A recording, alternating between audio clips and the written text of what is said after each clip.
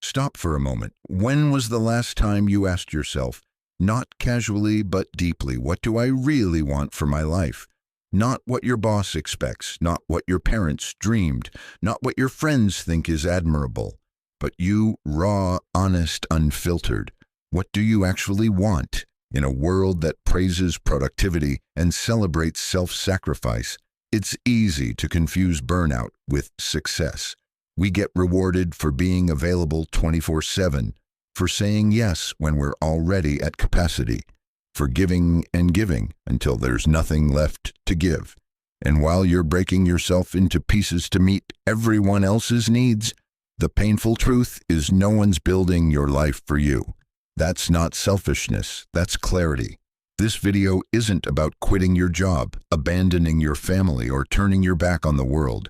It's about something far more radical: choosing yourself, not through rebellion, not through resentment, but through disciplined boundaries and inner alignment. Marcus Aurelius said the tranquility that comes when you stop caring what they say, or think, or do. Only what you do. And in a culture where we're constantly told who to be, what to chase, and how fast to move, maybe the bravest thing you can do is to pause, to breathe, to ask yourself with courage, whose life am I really living? Because if you don't choose yourself, someone else will choose for you. Your schedule, your standards, even your identity. And most of the time, the cost of saying yes to everyone else is saying no to yourself. So in this journey, we're not chasing hustle. We're not chasing ego. We're reclaiming something deeper. We're going to explore 10 Stoic-backed strategies to make yourself a priority again, not as an escape from life, but as a return to it. Because the truth is, no one is coming to save you. And that's not a tragedy. It's a turning point. If you've been feeling lost, distracted, or disconnected from who you really are, this might be the beginning of something powerful. So let's begin. Let's find our way back, not through noise, but through stillness, not through pleasing others, but through honoring who we're meant to become. Let me ask you something. What's the first thing your hand reaches for in the morning before your feet even touch the floor? Be honest. For most of us, it's the phone. You tell yourself, just 5 minutes.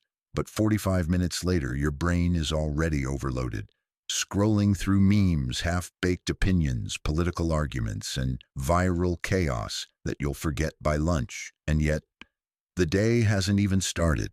It feels like you're waking up, but really you've already been stolen. Your time, your focus, your mind. Not by accident, but by design. We live in an age of mental fragmentation. Your attention, your most sacred asset, is being auctioned off to the highest bidder.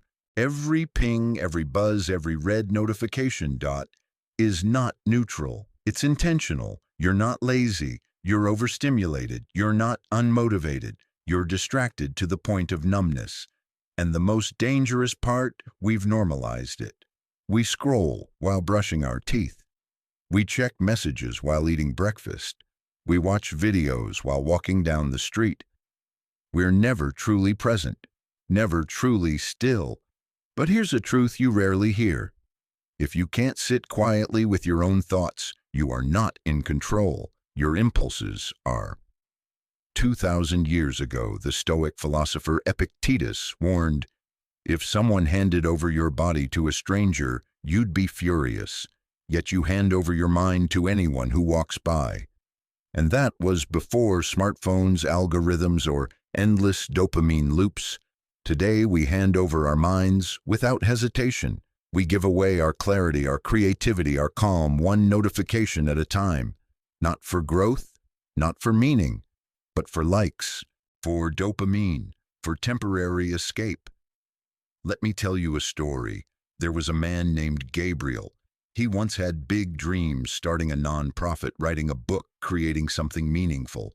But somewhere along the way, those dreams got replaced by scroll swipes and short bursts of stimulation. He wasn't wasting time maliciously. He was simply surviving.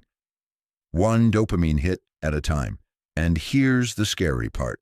It's not entirely his fault. The system is engineered against focus. Neuroscientists like Dr. Andrew Huberman have shown how these micro doses of pleasure, every alert, rewire your brain. They make it harder to focus, harder to stay still, harder to think deeply, harder to want more than the next hit. But here's where your power begins. Awareness. Because once you see the pattern, you can break it. You don't need to throw your phone into a lake or go live in the mountains. You just need to take back control. Start small. Step 1. Turn off notifications that don't serve your purpose. Most things can wait. Urgency is often artificial. Step 2. Win your mornings. Give yourself the first 30 to 60 minutes phone-free. That's your time guarded, like your mental health depends on it, because it does. Step 3. Ask the Stoic question before opening any app. Is this serving me or distracting me? This isn't about becoming a monk. It's about becoming present, because the first step to making yourself a priority is to stop being mentally available to everything that doesn't build you. Your attention is currency. Spend it wisely. You don't have to respond to everything. You don't have to be online all the time. You don't have to live your life on a leash made of pixels. When you begin to reclaim your focus, something shifts. Your thoughts become clearer. Your energy returns. Your sense of self sharpens. That's what freedom feels like, not a vacation, but a mind that's finally yours again. So here's the question I want to leave you with. If you gave just 1 hour of attention back to yourself each day, what could your life become? Because once you take back your mind, everything else begins to follow. Let's be brutally honest for a second. How many times have you said this sentence, I just don't have time? No time to read, no time to build that business, no time to work out, no time to chase that version of yourself. The one you know is still inside you waiting. But what if the problem isn't a lack of time? What if it's a leak? You're not out of time. You're bleeding it one scroll, just 5 minutes, one mental detour at a time. We live in a world where busyness is worn like a badge of honor. You say you're swamped. You say you're exhausted. You say you're always behind.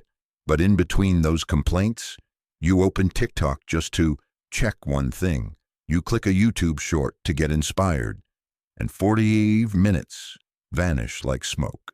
It's not laziness. It's design. You've been caught in a trap, one that devours your energy while tricking you into thinking you're resting. Let me show you how it happens. You want to learn web design, right? You sign up for a course. You feel excited, hopeful even. But after work, you're tired. So you say, let me just relax for a bit. You open your phone, a few memes, a couple notifications, maybe a text or two. Next thing you know, it's 10 p.m. The course is untouched. Your dream postponed again. Not with a bang, but with a quiet, passive choice that felt harmless, until it repeated itself 100 times. This is how years disappear inch by inch. Now, here's the Stoic contrast that will hit you. Marcus Aurelius ruled over the Roman Empire. Millions of lives rested on his shoulders. And yet every morning he carved out time to write in his journal. Why not for show? Not to prove he was wise, but to remind himself of his mortality, his priorities, his discipline. He understood something most modern minds have forgotten. Time is the only currency you can't refund.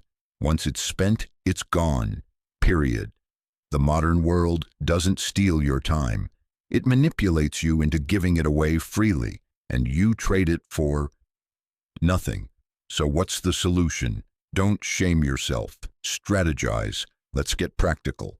Each night write down 3 essential tasks you'll do tomorrow that move your life forward. Not 20, just 3.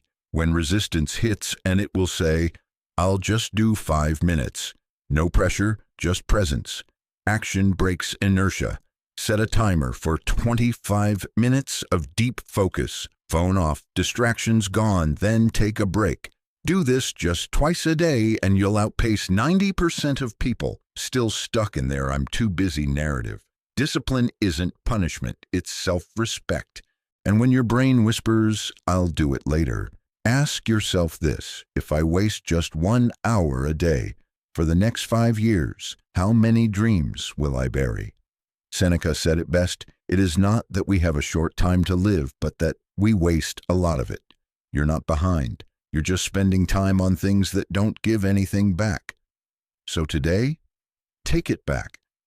Not for perfection, not for aesthetics, but for momentum, because 1 year from now, you'll either look back and thank yourself for starting, or you'll be explaining again why you didn't.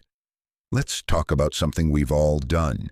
You set a goal, and the first thing you do, you tell someone about it, you post about it, you announce it to friends. "I'm going to lose 20 pounds. I'm writing a book this year. I'm starting a new business."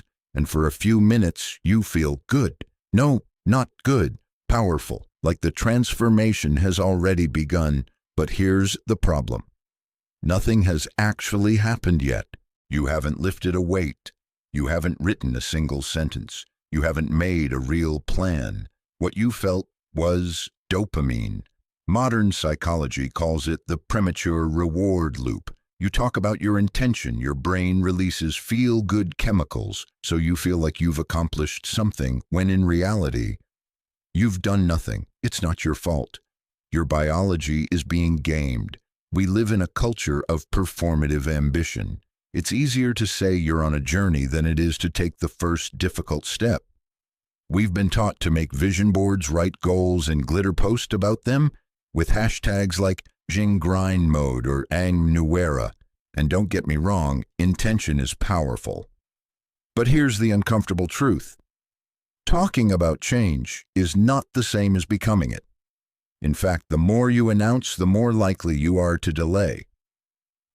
Why? Because talking gives you the illusion of movement without paying the cost of effort. This is where Stoic philosophy cuts through the noise. Epictetus once said, "Don't explain your philosophy, embody it." Think about that for a second. In a world obsessed with branding, storytelling, and self-promotion, what if your quiet consistency is louder than your loudest post? What if you stopped broadcasting your future and just became it? Let me tell you a quick story. There was a man named Daniel. Every January he would declare on social media, "This is my year. This is my fitness season. This is the year I find peace." But every March he'd disappear. Why? Because declarations were his drug. They gave him applause without action, identity without integrity. He became addicted to the fantasy of transformation instead of the discipline of it. Then something changed. He stopped telling people his plans. He stopped posting his morning workouts.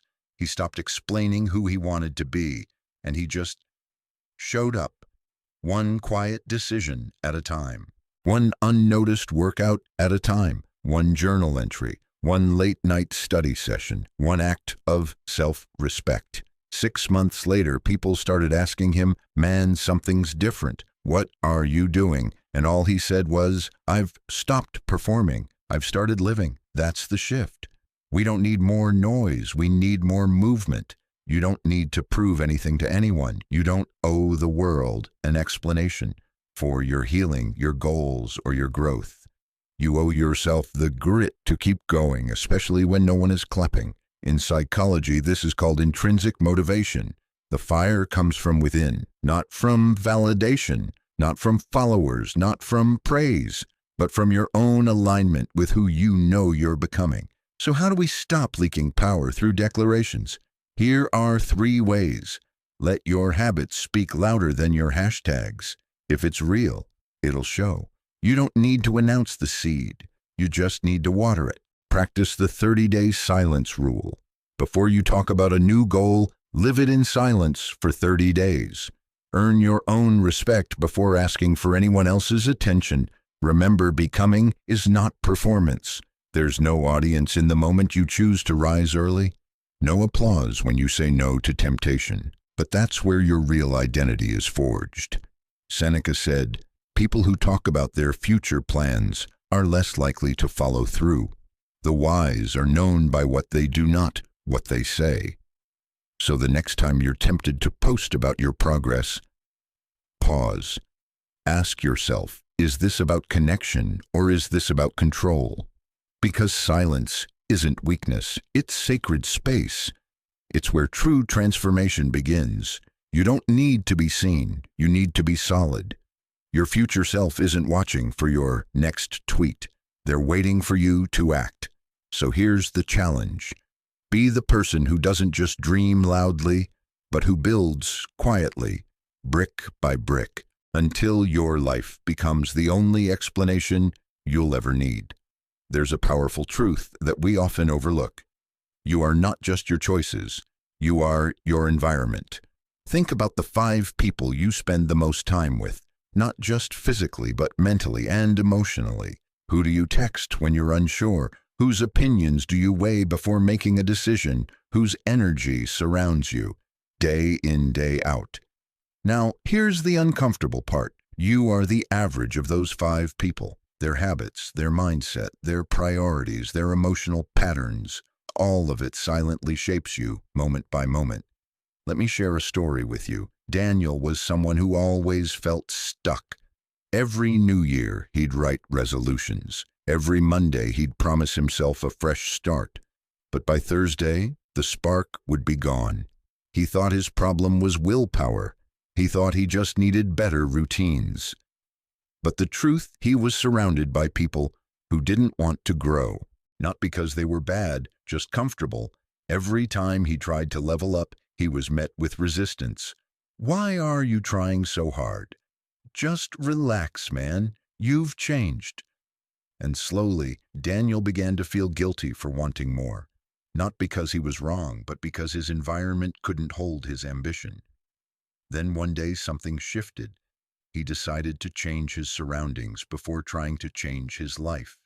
He joined a small accountability group online.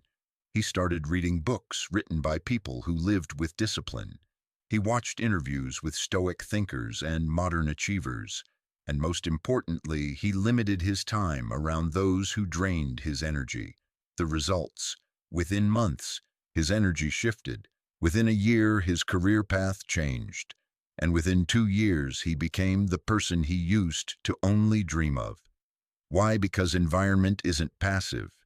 It's active. It's shaping you whether you realize it or not. Marcus Aurelius had a circle of philosophers around him.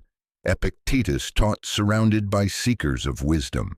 Seneca wrote letters to sharpen the minds of his peers. Even the great Stoics, masters of inner strength, understood.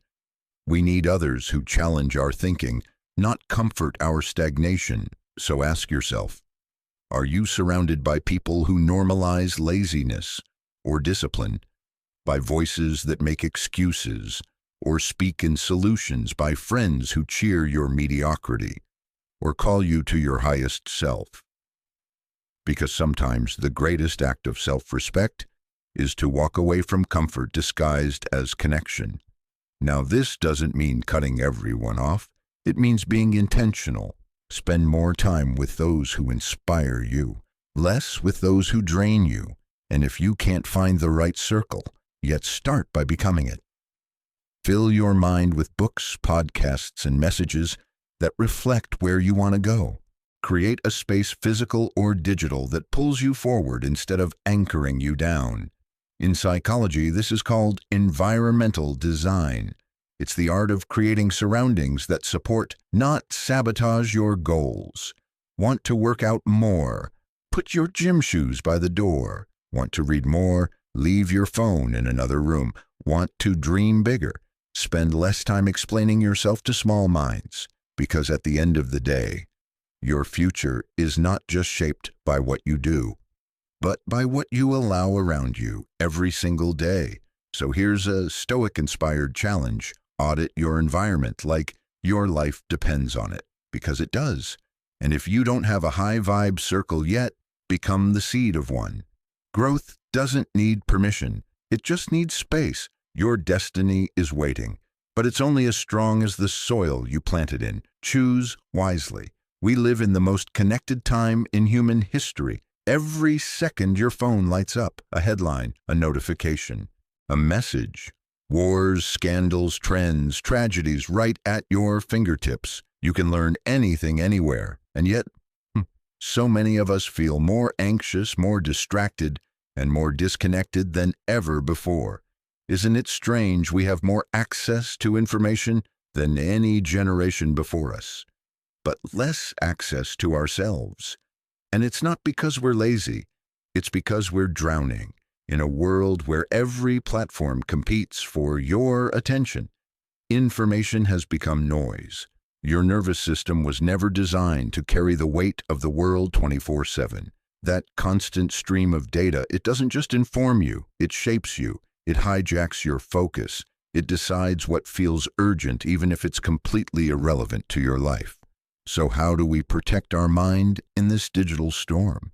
Here's a simple but powerful Stoic practice. It's called the 3-question filter, and it can radically shift how you relate to the world. Does this directly affect me or the people I love? If not, why are you carrying it?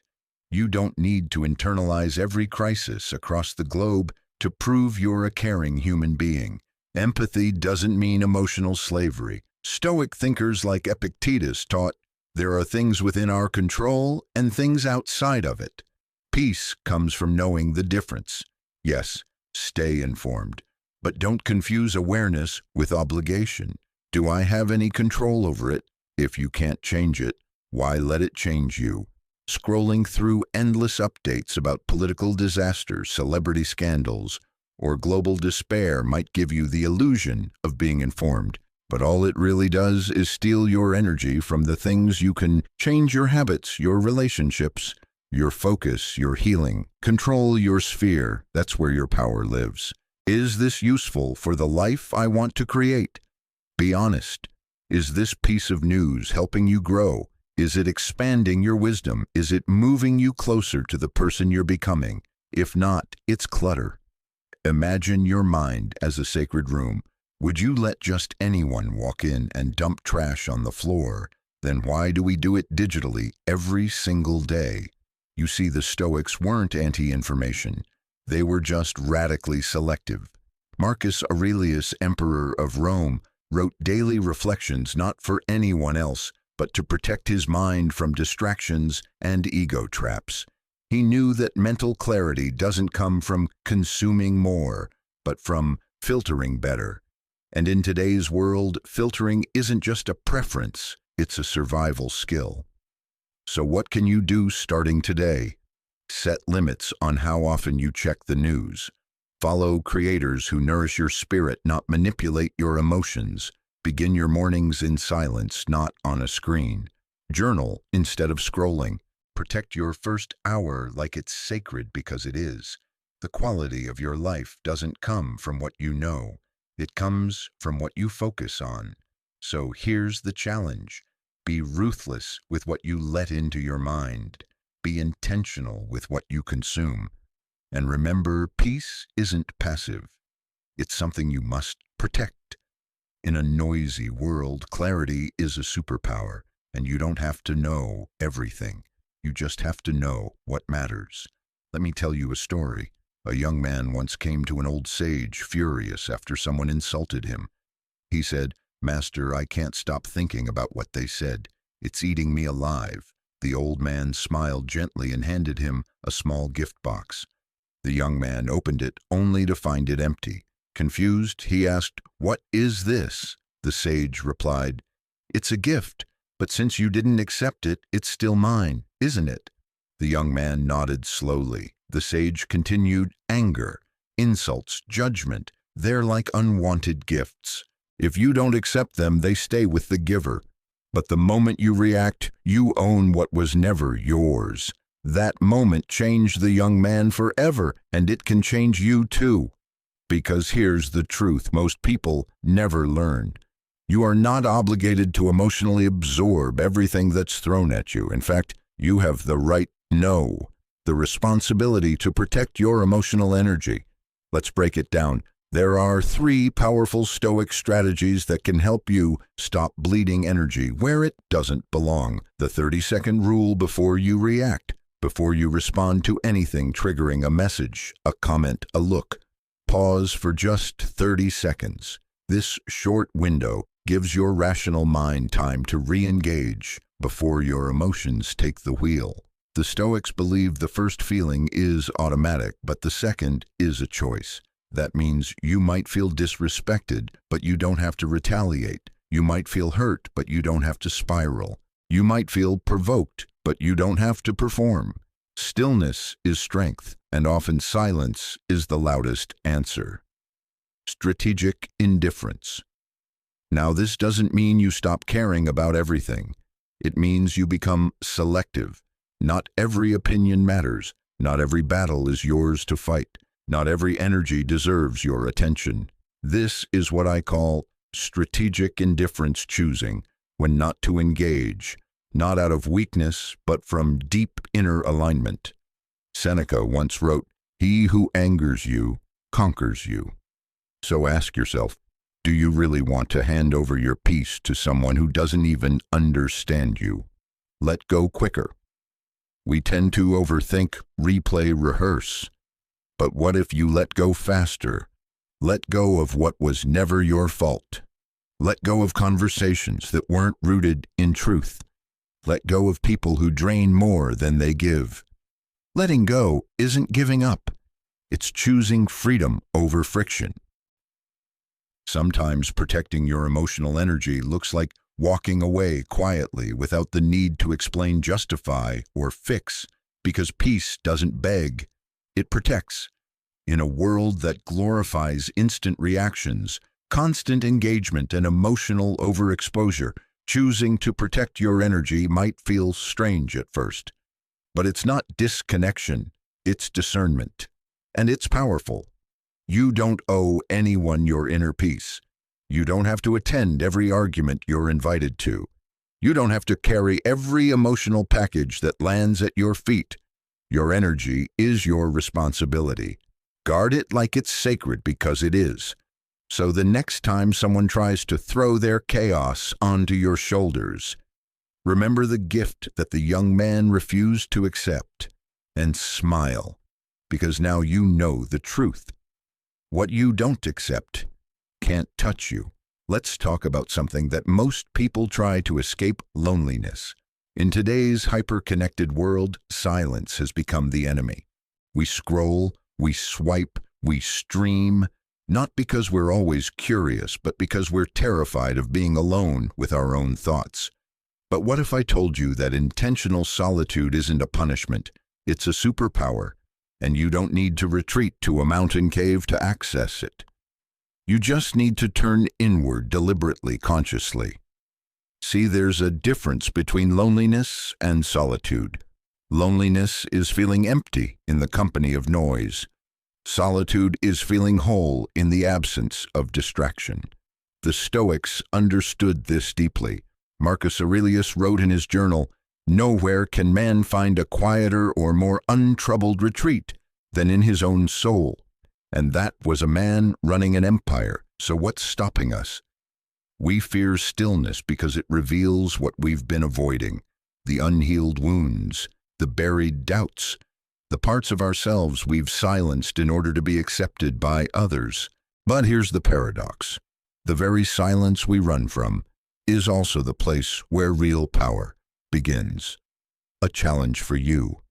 Let's make this practical. Try this one day of chosen stillness, not total silence, just deliberate space. Start small. No music while eating, one meal with no phone, no screens, just presence. 10 minutes every morning, no input, just sit. Breathe, notice. In those 10 minutes, you may feel restless. Your brain might shout, "This is pointless." That's okay. That's just withdrawal from noise addiction. Stay with it. You'll start to notice things you haven't in years. The rhythm of your breath, the weight of your thoughts, the emotions that surface without distraction to suppress them.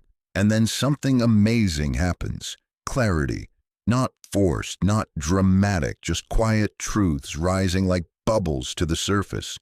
From discomfort to power, stillness is not for the weak. It demands courage, because in silence there's no one to perform for, no one to impress, no algorithm to chase, just you.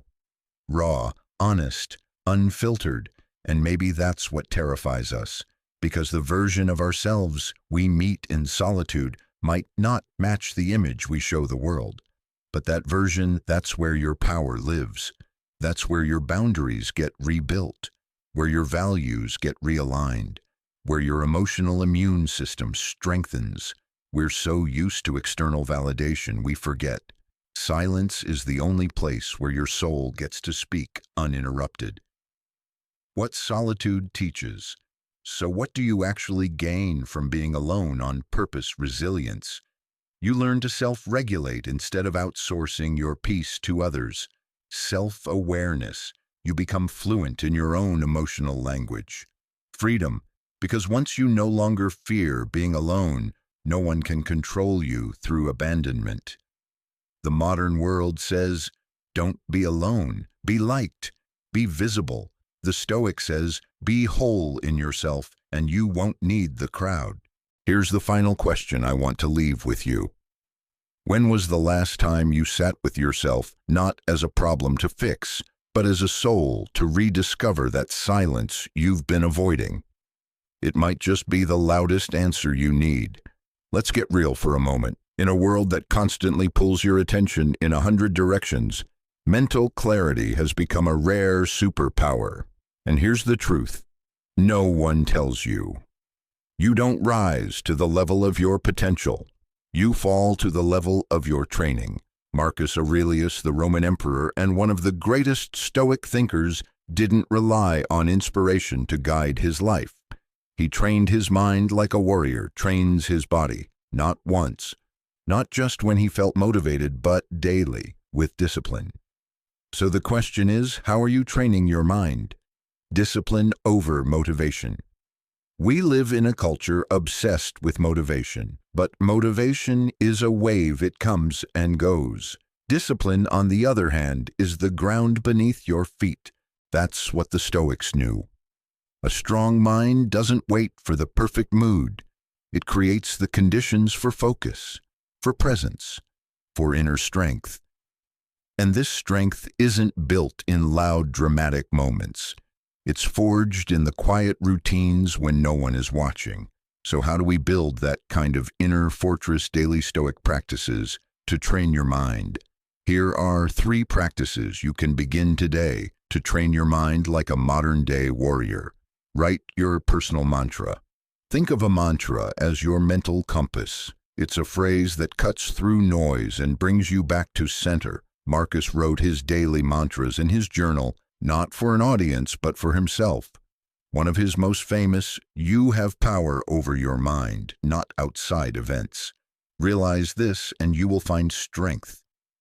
Now imagine starting your day with your version of that. Maybe it's, I protect my peace before I please. I act from discipline, not emotion. I am the master of my attention. Write it. Say it aloud. Post it where you'll see it every morning. Train focus like a muscle. Let's be honest, our attention spans are fractured. We jump from app to app, headline to headline, never staying with one thing long enough to own it. But focus can be rebuilt, slowly, intentionally. Try this. Choose one task each day and give it your full attention. No distractions, no background noise.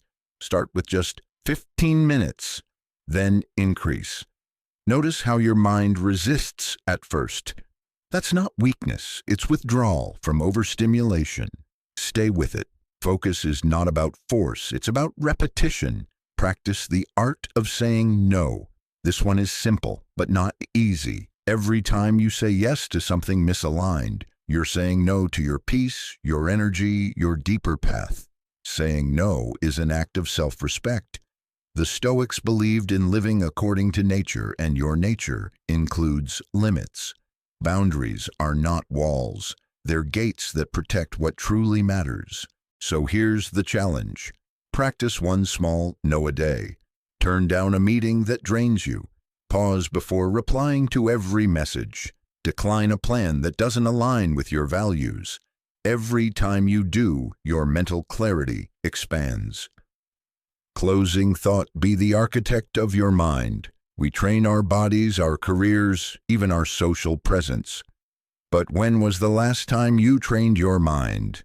The Stoics weren't warriors because they were emotionless. They were warriors because they mastered themselves in spite of emotion. In a chaotic world, a disciplined mind is your best defense and your greatest liberation. So the next time you feel overwhelmed or unfocused, ask yourself, am I relying on fleeting motivation, or am I building the kind of mindset that can't be shaken? Remember this: your mind is either being programmed by the world, or it's being trained by you. The choice is yours. Let me ask you something that might sting a little. How many times have you said, I know what I need to do, and then done nothing? You've read the books, watched the videos, listened to the podcasts, collected the quotes, but deep down, you're still stuck at the starting line waiting for clarity, waiting for confidence, waiting for the perfect mood, the perfect timing, or for someone to give you permission. But here's a truth the Stoics knew well, and it's not gentle. You don't become better by thinking, you become better by doing. The illusion of readiness. We live in an era where knowledge is everywhere. You can Google anything, you can access thousands of hours of wisdom in seconds, but knowledge isn't power. Applied knowledge is. And most of the time, we're not paralyzed by lack of information. We're paralyzed by the illusion that we need more of it before we act. Seneca, a Roman Stoic, once said, while we wait for life, life passes. Think about that. Inertia, the silent enemy. There's a law in physics you probably remember from school. Objects at rest stay at rest. Objects in motion stay in motion. This is not just true in science, it's true in life. Inertia is real. When you've been mentally stuck for too long, whether from overthinking fear or fatigue, starting becomes the hardest part. Not finishing, not mastering, just starting. So how do you break the inertia? You don't need to build a 10-step plan. You don't need to wait for motivation. You just need to do one small thing now. The Stoics didn't wait for motivation to act. They believed in acting according to virtue, not mood, and virtue begins with showing up. So here's what starting might look like in real life. Writing one sentence instead of planning the whole book. Walking 5 minutes instead of waiting to feel ready for a workout. Sending that uncomfortable message you've been rehearsing in your head for weeks. Tiny steps, big momentum. Activation is a skill. Here's the good news. Taking action isn't a personality trait, it's a skill. And like any skill, you get better the more you practice it. Every time you override the voice that says, not now, and choose to act, you rewire your mind to believe something new.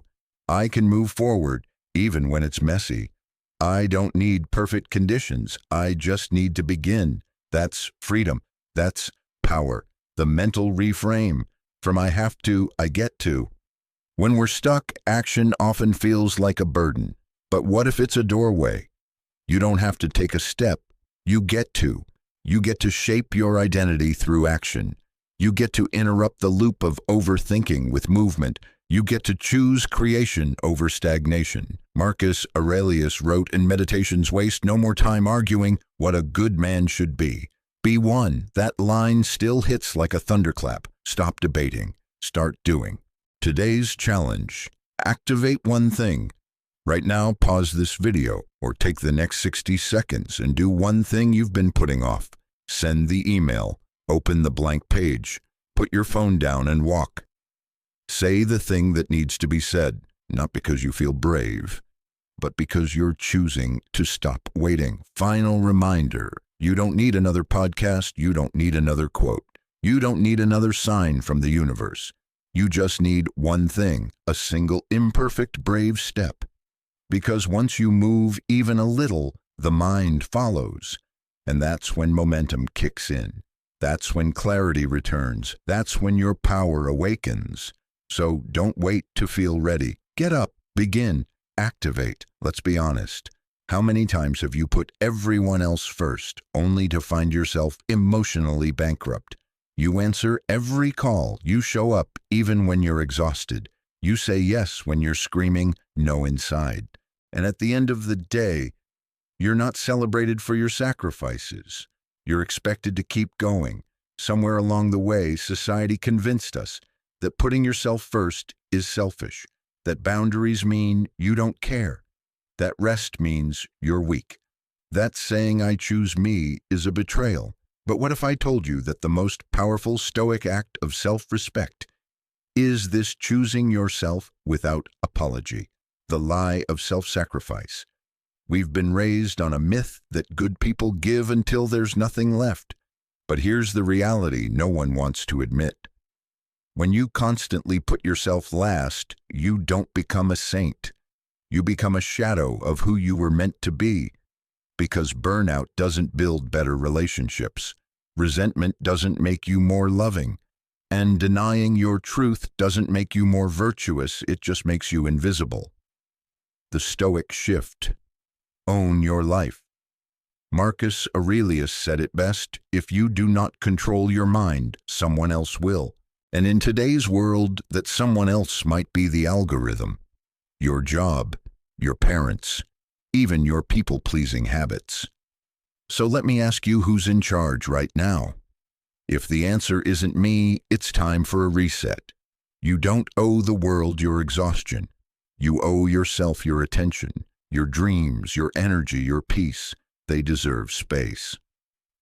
"I choose myself" isn't a rejection. It's a declaration. When you say, "I choose myself," you're not rejecting others. You're returning to your center. You're saying, "I'm no longer available for one-sided relationships. I don't abandon myself to be accepted. I give from overflow, not depletion." Choosing yourself might feel uncomfortable at first, especially if you've spent years performing for approval. But growth always starts with discomfort. The reframe: boundaries are bridges, not walls. Let's clear this up. Boundaries aren't punishments. They're instructions for how to love you well. Saying no isn't rejection, it's redirection toward what aligns. Prioritizing your well-being isn't ego, it's responsibility. You teach people how to treat you by how you treat yourself. If you constantly betray your needs, so will others. The practice starts small. Start now. You don't need to quit your job or move to the mountains to reclaim your power. Start with saying, "Let me get back to you," instead of automatic yeses. Taking 1 hour a week just for silence, reflection, or creativity. Writing down your needs before every big decision. Unfollowing people who drain your energy. Tiny acts of self-prioritization add up to a life of deep alignment. Final declaration. This is the line in the sand. You've sacrificed. You've delayed. You've put yourself last because you were told it was noble. But here's your permission slip. From this moment on, I choose myself. Say it, feel it, live it, because your peace is worth protecting. Your energy is worth preserving. And your life is not a rehearsal. You don't have to shout to be powerful. You don't have to explain yourself to be valid. And you definitely don't have to prove your worth to anyone who refuses to see it. The most powerful transformations don't happen in the spotlight. They happen in silence. In the early mornings when you choose discipline over distraction. In the quiet moments when you choose not to react when you walk away. Not because you're weak, but because you're wise. We live in a world obsessed with noise, likes, applause, validation. But the Stoics taught us that true greatness doesn't announce itself. It becomes undeniable. Waste no more time arguing what a good man should be. Be one. Marcus Aurelius. You don't need to post it. You don't need to preach it. Just live it. And one day, the world will take notice. So if this video stirred something in you, don't just nod. Don't save it for later. Start now. Start with one small act of alignment today. And if you're ready, type it in the comments, say it out loud, whisper it to yourself. I'm not waiting anymore. I begin today. Because the path to transformation doesn't begin with noise. It begins with one quiet, fearless decision.